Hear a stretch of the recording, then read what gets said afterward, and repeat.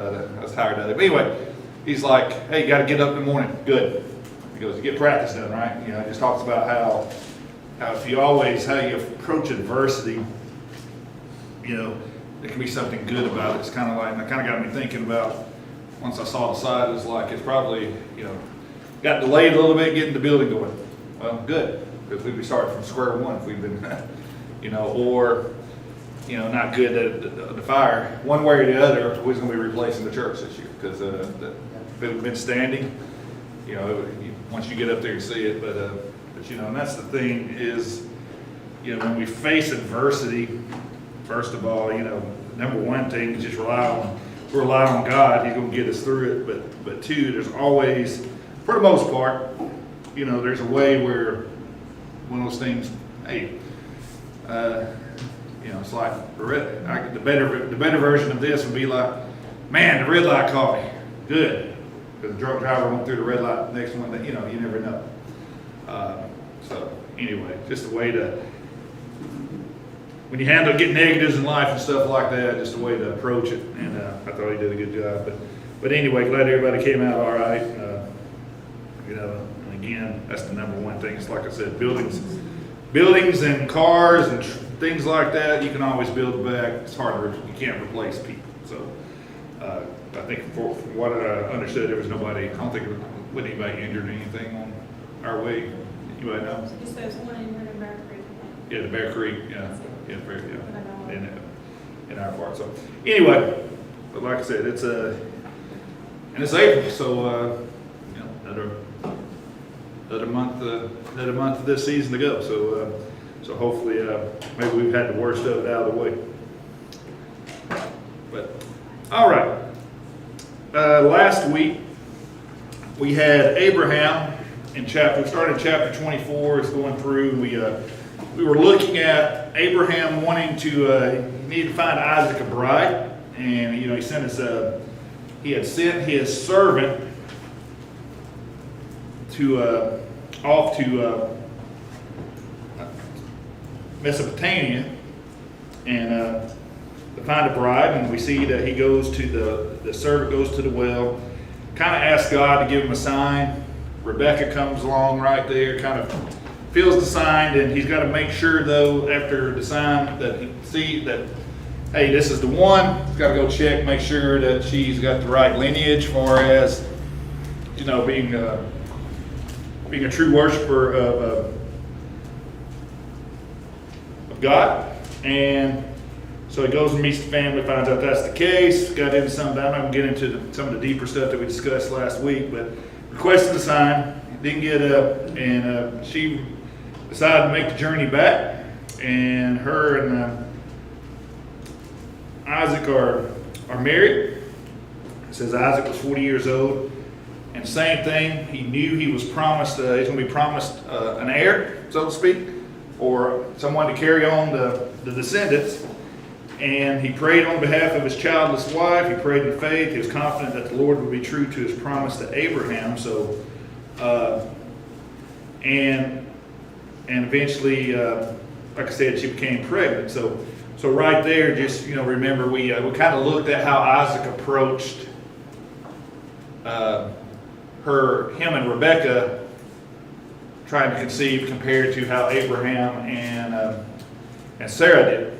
And just kind of things are, it seems like Isaac's on the right track.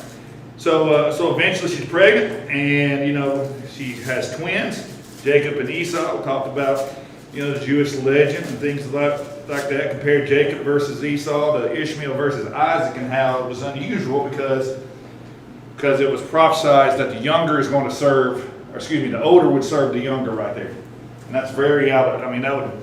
If you were in the culture of that day, that would just stand out, because it's usually being the firstborn male child of a family, especially in those days, that was a big deal. So eventually Esau which means his name was Harry, and felt sorry for Esau right there, and then they named the second son Jacob, which means heel catcher, because it says that when they were born, his hand was grasping Esau's heel when he arrived. Esau became a skillful hunter, living in the open fields. Jacob developed into a quiet man living in tents. And we see here, as they begin to grow up and stuff, we see that, that Isaac was partial to Esau and Rebekah was partial to Jacob. We're going to see some of the issues that's going to cause there. So, and it kind of picks up there as we get towards the end of 25. We see where Jacob kind of tricks Esau into his birthright. Esau's been hunting. He's famished. He's hungry. We talked about that, and so Jacob asked Esau to sell him his birthright, and because Jacob was sitting there cooking some food, Esau was just faint with hunger. It said, and pretty much for one meal he gave up his birthright because he felt like he was starving to death. So I'm just going to kind of pick up there. I know we got a little bit further than that, but the question right there, or the statement I wrote down after I went through this again, was I think that's it. We see an example there. How many times do we see people today sacrifice long picture goals or big picture goals for short-term stuff where, hey, basically fleshly stuff, things of that nature. Just, hey, I'm going to sacrifice the big picture. For example, man, I got my college fund set up, but I want to buy this $50,000 truck right here. So you get what I'm saying? So we see that. I mean, I kind of wrote that down right there. It's just another example. Esau didn't understand, and I guess he was starving there. But anyway, today we see many people sacrifice a big picture for some short term or immediate immediate satisfaction, I guess. So wrote that down. Also, things there as well. We see Isaac, Esau's in a place of hunger and stuff like that, and you could say Isaac took advantage of him pretty good. And what do we see in the New Testament eventually, how Jesus addresses that, taking advantage of the poor and things like from a spiritual point of view right there. So we see just a lot of things here, Jacob, I think I said Isaac. I get Isaac. If I say Isaac and I mean Jacob, I apologize because sometimes they run together in my head. But anyway, we kind of see there spiritually, again, Jacob, kind of seeing where his mindset was. And a couple of weeks ago, Brother Nathan was preaching about this, just the type of person Jacob was at that time. Just self-centered. It was all about him. And we see that with his actions right there. So anyway, we go from there. We see that famine hits the land. The Lord tells him, we see something familiar right here. Isaac it goes south. He's told not to go to Egypt. But we see there again where Rebekah this time is, Isaac says, hey, this is my sister. We've seen that before, haven't we? So we see again there where we're just trying to get it where, again, just a lot of parallelisms right here. So from there, it says that God prospered Isaac to where the people kicked him out, just like they did Abraham when he went to Egypt. And then from there, it tells us that Esau gets married to two brides from the Hittites. And it says eventually, not surprisingly, these women would cause Isaac and Rebekah grief. And that gets us there to chapter 27. So at that point in 27, I think that's where, I can't remember, is that where we left off? We got to 27? Okay. So let's just pick up there. And we see here at this point that Esau and Isaac wanted to confirm the birthright blessing to Esau in spite of God's plain pronouncement to the contrary, that the elder shall serve the younger. That's in verse 25 and 20, or chapter 25 and 23. So if we go back here, let's kind of read. I want to read the account of that. So we're in Genesis chapter 27 right here.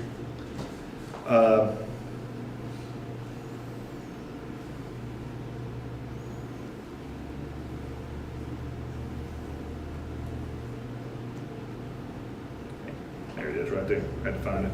All right, it says that, and it came to pass when Isaac was old and his eyes were dim, so that he could not see, he called Esau his eldest son and said unto him, My son. And he said unto him, Behold, here I am. And he said, Behold, now I am old. I know not the day of my death. Now therefore take, I pray thee, thy weapons, thy quiver, and thy bow, and go out to the field, and take me some venison. And make me savory meat, such as I love, and bring it to me that I may eat, that my soul may bless thee before I die. Verse 5, it says, And Rebekah heard Isaac spake to Esau his son, and Esau went to the field to hunt for venison and to bring it. And Rebekah spake unto Jacob her son, saying, Behold, I heard thy father speak unto Esau thy brother, saying, Bring me venison, and make me savory meat, and I may eat, and to bless thee before the Lord before my death. Now therefore, my son, obey my voice according to that which I command thee. Go now to the flock, and fetch me from thence 2 good kids of the goats, and I will make them savory meat for thy father, such as he loveth, and thou shalt bring it to my father, that he may eat, and that he may bless thee before his death. So we kind of see here now, here's the plan. So what are we seeing? What's going on right here, far as God's will, God's promise right here in these 4 people, between Isaac and Esau, and Jacob and Rebekah. The two parents want to do for their favorite son, Right. and that's opposite of what God had said. Well, is it though? No, it wasn't Isaac. Well, I mean, wouldn't Jacob promised it though? Yeah, but when Esau's trying to get in there, Yeah. trying to get all of it back, but now, and then the father's going to bless the other one, and then she says no, she wants Jacob to Yeah. get that blessing. And that's what God's got planned, is for Jacob to get it though, isn't it? Yeah, it is, but she was conniving. Let's see. So let's go back here. So Rebekah was more imposing her will at the time, wasn't she? Yeah, So she was imposing her will. Did we ever do that? yeah. Sometimes we impose our will when it's not God's will, just say yeah, because everybody, confirmation bias. Everybody familiar with that? You know what confirmation bias is? That's where you look at data and you just make it support what you already believe. It's like as a scientist, for example, if I'm doing research and I kind of basically interpret the results that fit my narrative that I've already stance. That never happens in the media today. So on whatever side it's on, anyway, you got to be careful now. I hardly even watch any news anymore, just because it's just trying to get without a slant on it. But anyway, so we do that. But we see Rebekah here again. She's imposing her will. What about Esau and Isaac right here? Was Isaac aware of what the plan was? He understood it's supposed to be Jacob because So question there, is this up to this point when we see Isaac? I think we start off when Isaac was born. You remember when Abraham took him up to that he was going to sacrifice him, and we talked about Isaac. There's no record of him struggling. He just jumped right there on the wood pile, didn't he? What's been the record of Isaac as far as obeying God up to this point right here? How would you describe it, you think? Kind of back and forth. I mean, a lot of times. But overall, if you had the way, he's. But a few times he wanted his own way. Yeah. But most of the time he. Yeah, he wanted his own way right there up to the, with Isaac right here. I mean, if you remember, how did he handle, once he got married, how did he handle waiting on, how are we told on that? How he awaited for his son? How was it compared to Abraham? He relied on God, didn't he? Just kind of waited. And we see that Isaac, at this point, I think, just like anybody else, I'm sure he had, but describe, as we go through Abraham's walk compared to Isaac's right there, how would you say, if you had to compare them, that I guess Isaac was a little more obedient than Abraham overall throughout the course? I mean, now Abraham, once he got to the part where he was going to sacrifice Isaac, I think that was we saw right there where he kind of really saw the light. So my question is this, that I wrote down: is this perhaps the first account of Isaac trying to impose his own will? So, just something to think about right there. So from there, Rebecca imposing her will, and again, right there, she was trying to do something on her own time, where basically she was trying to fulfill God's promise. But when we fulfill it right there, as humans by nature, when we try to start doing God's work for them, what do we do to it? We corrupt it, don't we? So sometimes, it's like the old saying, hey, I pray for patience and I want them now. I want it now. So if anybody does that, or if you're like me, I'll drive my apartment from campus is 1.2 miles away, but it takes me 3 miles to get home because I'm going to go avoid all the red lights in Rome. Rome has about a rush, I won't say a rush hour, it has about a rush half hour. Between 5 and 5:30 right there, it's bumper to bumper. And so anyway, I'll drive three times as long not to stop for lack of patience. But we see that right here with Rebecca. So from there, as the rest of the story right there, if we read through it, and it's really Rebecca told Jacob to pretend to be Esau to trick his father into bestowing the blessing on him. And it says here, and I'm reading from the book here, Jacob's response was disappointing. He said nothing about the plot being deceitful. So let's kind of look there as we go at verses 11 and 12. It says, and Jacob said to Rebekah, his mother, behold, Esau, my brother, is a hairy man, and I am a smooth man. My father, peradventure, will feel me, and I shall seem to him as a deceiver, and I shall bring a curse upon me, and not a blessing. So,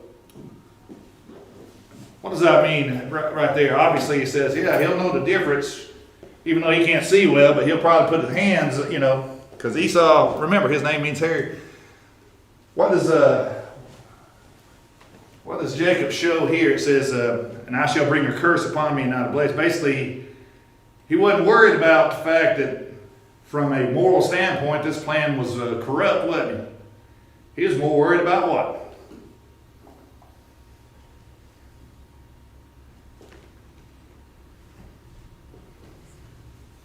He wanted the blessing, but he was afraid that if he found out, he'd be cursed. Yeah, so he's afraid. So he's worried about getting caught more than he is. You ever see that? Man, somebody does something that's immoral or wrong and they get caught. Man, I'm so sorry. And they're not sorry for what they did. They're just sorry they got caught.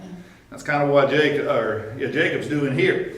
So he's worried, that he was going to be caught, because he knew that once his father kind of felt him right there or touched his shoulder or something, he would know the difference between Jacob and Esau, because one of them was a little fuzzier than the other. So we see that, and it says Rebekah disguised Jacob very well. I think from what I picture right there, he took so we'll just read through it right here. And his mother said unto him, upon me be thy curse, my son, only obey my voice and go fetch me them. And he went and fetched and brought them to his mother, and his mother made savory meat such as his father loved. And Rebekah took goodly raiment of her eldest son Esau, which were with her in the house, and put them upon Jacob, her younger son. And he got the skins of the kids of the goats upon his hands and upon the smooth of his neck.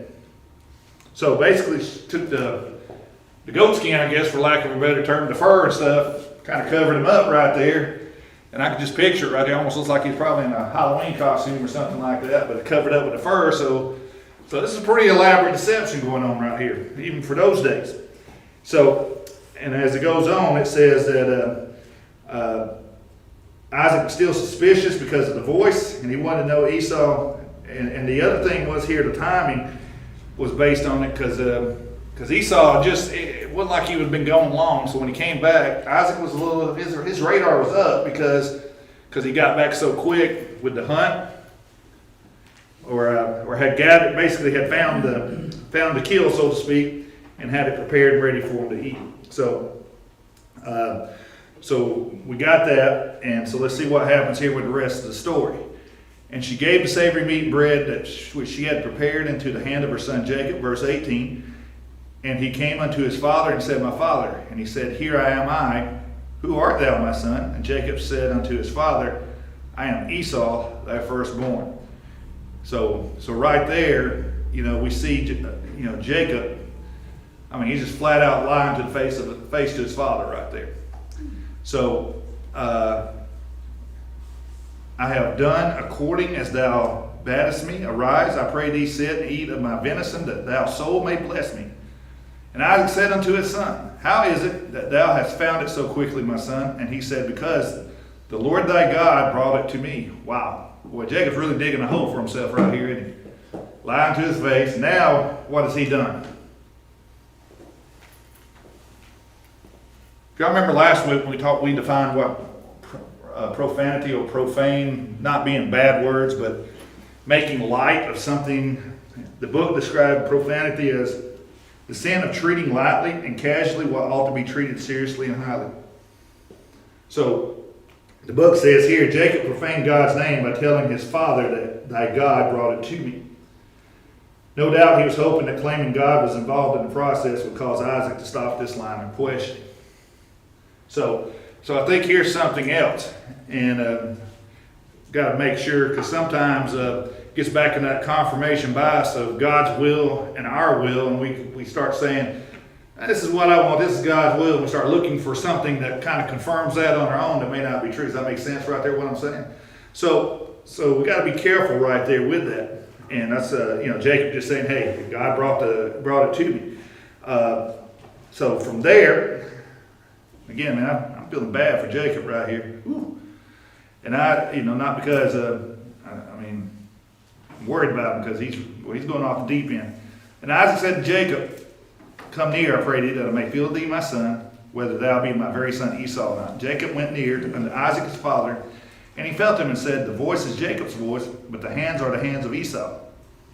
And he discerned him not, because his hands were hairy, as his brother Esau's hand. So he blessed him. And he said, Art thou my very son Esau? And he said, I am. And he said, Bring it near me, and I will eat of my son's venison, that my soul may bless thee. And he brought it near to him, and he did eat, and he brought him wine and drink. And his father Isaac said unto him, Come near now and kiss me, my son. And he came near and kissed him, and he smelled the smell of his raiment, and blessed him, and said, See, the smell of my son is as the smell of the field which the Lord had blessed. Therefore God give thee the dew of heaven and the fatness of earth, and plenty of corn and wine. Let the people serve thee, and the nations bow down to thee. Be Lord over thy brethren, and let thy mother's sons bow down to thee. And cursed be everyone that curses thee, and blessed be he that blesseth thee. So he got there. I mean, it was right. When I read through that the first time, how many, when he asked him at least twice who he was, and he said Esau, he lied to him twice right there. I was expecting if there had been a third time right there, well, I was starting to get reminded of Peter a little bit when he denied Jesus 3 times, But yeah, think about that. Bold-faced lied twice to him, besides the deception. Just, hey, who are you? I'm Esau. Man, think that right there, that account there, back to what Brother Nate said a couple of weeks ago of the character of who Jacob was at this time. Wow. So from there, as we go on, it says that Jacob boldly lied. So Isaac blessed Jacob, thinking he was Esau, and he promised him prosperity, dominion, and protection right there. So from there, as it goes on, it says Jacob had just left his father when Esau came in from the hunting trip. He too prepared a tasty meal for his father and invited his father to eat. In startled response, Isaac cried, Who art thou? That's in verse 32. The realization of what had happened shook him to the center of his being, causing him to tremble very exceedingly. It says the nature of the blessing made it irrevocable. It was too late. The blessing could not be reversed. Esau also knew that he had forfeited the blessing and was wrong and tried to obtain it. Because then, at that point, you remember, Esau was trying to get back what he'd already sold it to Jacob basically for a meal earlier, didn't he? So man, we got some things going on right here. So in verse 33, I got that noted right here. I want to read that one to you. Verse 33, there it is. And Isaac trembled very exceedingly and said, Who? Where is he that had taken venison and brought it to me? And I have eaten of all before thou camest and have blessed him. Yea, and then let's read this last part right here. And he shall be blessed. So right there at that point, it said, I wrote down, does Isaac come to terms with his disobedience right here? It says, yea, thou shalt be, and he shall still be blessed. So basically he said, hey, this is a done deal. This is done to Esau right here. If he was planning on doing that, why didn't he just try to fix it right there?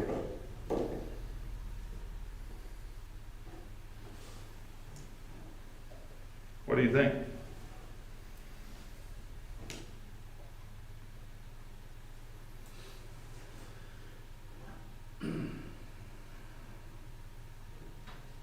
Couldn't he fix it? If he wanted to. But he didn't. I wonder why. There's no right or wrong, different opinion. Did God want it the other way? I mean, it kind of went out the way, I mean, Jacob was supposed to get it, wasn't he? Maybe, I don't know. That's what I'm saying right there. But sometimes, you know, I don't know. Like I said, it's just, I guess the best way to describe where this family is right now, it's a mess. They got a lot of stuff going on. So from there, you know, once Esau realizes what's happened here, and it says, when Esau heard the words of his father, he cried with great and exceeding bitter cry, and said unto his father, bless me, even me also, my father. And he said, thy brother came with subtlety, and hath taken away thy blessing. And he said, is not he rightly named Jacob? For he hath supplanted me these 2 times. He took away my birthright, and behold, he hath taken away my blessing. And he said, hast thou not reserved a blessing for me? And Isaac answered and said unto Esau, behold, I have made him thy lord, and all his brethren have I given to him for servants, and with corn and wine have I sustained him. And what shall I do unto thee, my son? And Esau said unto his father, hast thou but one blessing, my father? Bless me, even me also, my father. And Esau lifted up his voice and wept. And Isaac his father answered and said unto him, behold, thy dwelling shall be the fatness of the earth, and of the dew of heaven from above, and by thy sword shalt thou live, and shalt serve thy brother. And it shall come to pass, when thou shalt have the dominion, that thou shalt break his yoke from off thy neck. So, and I think that you covered that some during your message a couple weeks ago, this part right here, didn't you? About how Esau was going to be blessed, but he's going to have to work for his. But he's also promised there that eventually that he would break free from being under from Jacob right there, and that we kind of got covered. That got covered a few during the message a couple weeks ago. So, a few things here as we get to it right here. Just as we close it on out there through verses 45, it says Esau at that time and it says, and Esau hated Jacob because of his blessing wherewith his father blessed him. And Esau said in his heart, the days of mourning for my father are at hand, then will I slay my brother Jacob. And these words of Esau, her elder son, were told to Rebekah. And she sent and called Jacob, her younger son, and said unto him, behold, thy brother Esau, as touching thee, doth comfort himself, purposing to kill thee. Now therefore, my son, obey my voice, and arise, flee thou to Laban my brother, to Haran, and tarry with him a few days until thy brother's fury turns away, until thy brother's anger turn away from thee, and he forget that which thou hast done to him. And then I will send and fetch thee from thence. Why should I be deprived also of you both in one day? So it says Esau's plan to kill Jacob was a decision to destroy God's will, since Jacob was God's chosen one. Esau's decision is not unlike Cain's decision. It says Rebekah reacted by sending Jacob away. Now, she said a few days, didn't she? But it turned out he stayed away for about 20 years. It says Rebekah had taught Jacob to scheme. Instead of encouraging him to trust God, she taught him to get what he could get by unholy means. So if we look at it right here, in that next one right here, as far as this family, where did it go off the rails right here for Isaac's family?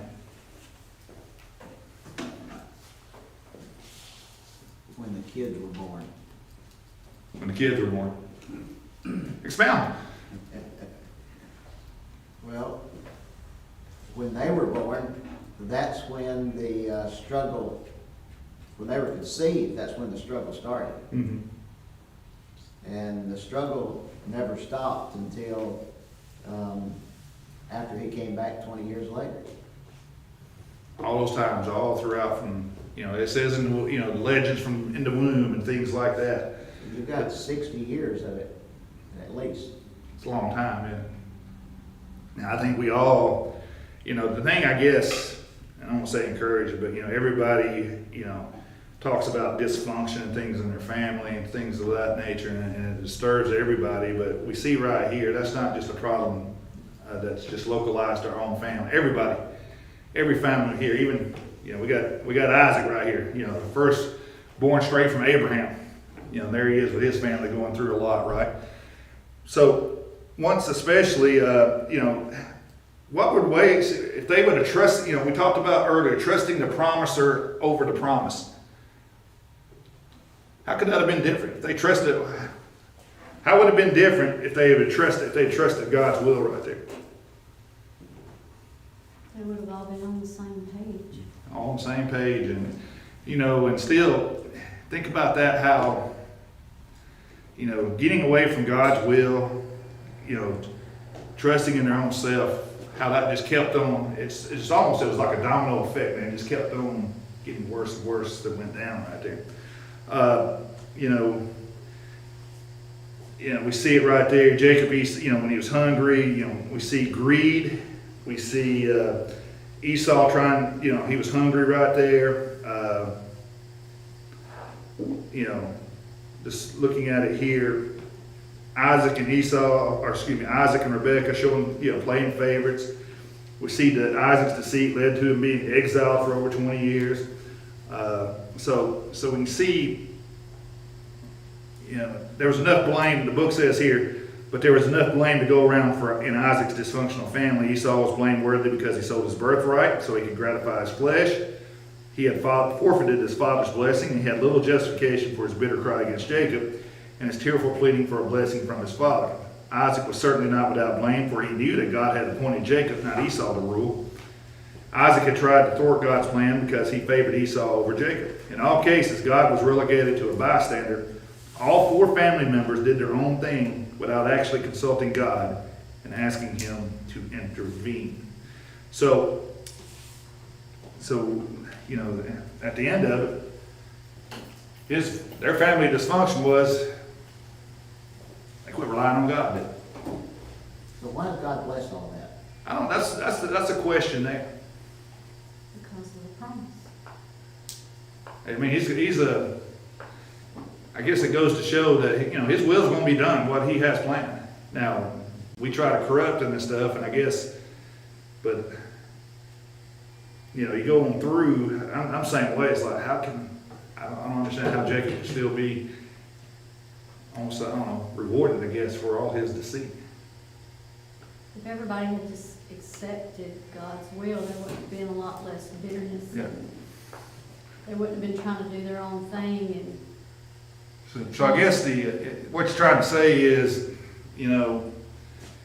if they would have if they would have trusted God, point A to point B, that straight line would have been a lot better than all the stuff they had, All the human emotion that got stirred up. Yeah, and I guess it goes back to making it a lot harder than it should be for us, doesn't it? Does it not take human emotion and human intervention to bring out God's plan? If they would have accepted God's will to begin with, how would Jacob ended up with Laban, Mm-hmm. with Rachel and Leah? Mm-hmm. How would he end up with all of his children? Yeah. Well, God could have brought it about in a much more peaceful way. Seems like that. He would have made it happen somehow, but it would have been with less bitterness and hatred toward each other. Or are we just getting in now to the consequences of free will? Mankind are sinners. Expect us to sin. Expect God's will to be carried out. No matter what, eventually it's going to be, In spite of us. and I think I can remember as we get into, that's a big old ant right there. Anyway, as we get there, it seems like, especially I can remember, probably, I don't know if we're going to get into it or not here, but when Joseph gets sold into slavery by his brothers, you know, they think, hey, we're going to thwart God's will right here, but it seems like usually on that, when that happens, when someone tries to get in the way of it, especially, that it not only comes out the way God planned it, it comes out even stronger, I guess, because remember Joseph, he got all the way up to second in command in Egypt, didn't he? So we see that. Question right here, and then we're going to close it right here, 10:53. How would you just, I said, and I think I hit on this a little bit earlier, but comparing Abraham's walk to Isaac's walk, you know, compare, it says Isaac right here with Esau, when he promised him his birthright right there. Compare Isaac there to when he was about to get on, when he was willingly to get on the wood pile right there. Look at what had, you know, we see there the difference. Because we said Isaac, you know, he was willing to get on the wood pile for his father right there, for the burnt offering. You know, where he was there at that point compared to where he was here when he's trying to, when he sent Esau out to get the meal for him.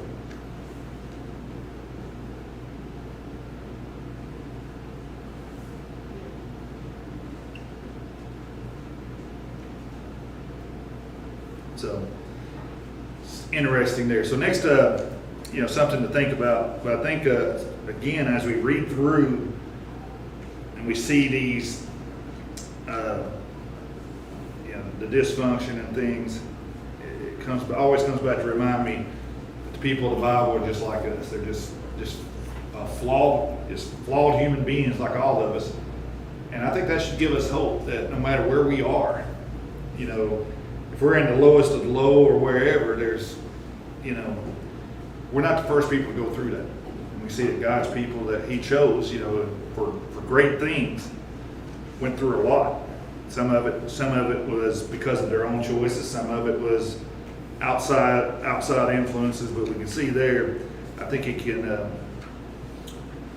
you know, you can wherever you are, you can always turn to God right there, and you can always.